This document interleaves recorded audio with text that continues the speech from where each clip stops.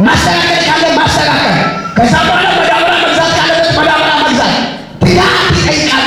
እለት ዝም ብሎ አይደለም ከሌላ አይመጣም እና እቅድ የመጀመሪያ ዓላማ አለው፣ የተነሳበት ዓላማ።